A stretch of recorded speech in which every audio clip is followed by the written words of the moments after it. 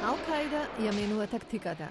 Употребува лица во САД кои немаат историја на терористичка активност, ниту пак некаква врска со терористичка организација, кажа шефот на ЦИА Леон Панета. Аналитичарот Бруз Райдел од институцијата Брукинс вели дека Ал-Каида во моментов не е заинтересирана за напади како оние од 11 септември 2001. Групата е ориентирана кон помали напади, вели тој, чија цел е пореметување на западните економии. Райдел посочува на новата видео порака на портпаролот на Ал-Каида, американецот Адам Гадан. Немојте да мислите дека воените бази се единствените вредни цели во Америка и на Запад.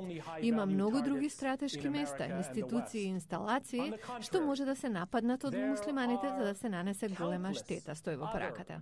Райдел цитира натаму дека напад на транспортните системи може да донесе застој во големите градови и да ги банкротира корпорациите.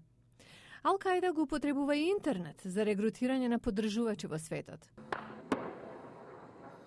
Райдел вели дека терористичката група ја менува тактиката заради зголемениот притисок на нивните скривалишта во близина на афганистанско-пакистанската граница, вклучувајќи и бројни напади со безпилотни летала. Last year, the attack rate exceeded 55. Минатата година имаше над 55 напади, а годинава со ова темпо ќе има над 100, што значи дека дрон ги напаѓа буквално секој 72 часа. Ал-Каида, пакистански Талибан, афганистански Талибан и други.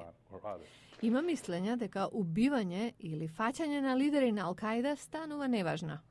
Райдел вели дека со аудио или видео пораки наместо со појавување во јавност, Ал-Каида создала мит дека е над законот, дека е опасно да се дозволи тоа да продолжи, зашто веќе трае предолго и дека прекинување на таа мистика е многу важна.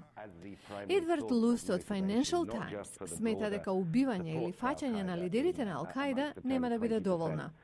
Според него, арапско-израелскиот конфликт мора да биде решен, зашто тоа е во коренот на акциите на Ал-Каида.